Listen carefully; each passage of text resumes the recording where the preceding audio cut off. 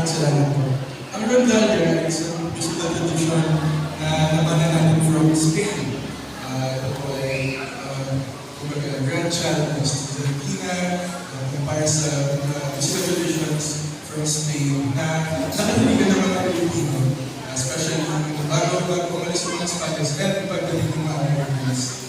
And nung bandang mga 60s, nag-occurred po ng resurgence ng Rondalia. Unfortunately, nawala siya ulit. Ngayon, konti na ulit yung Rondalia sa Pilipinas.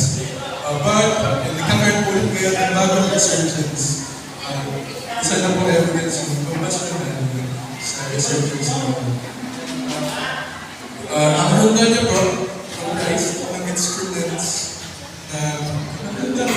So, ito pong small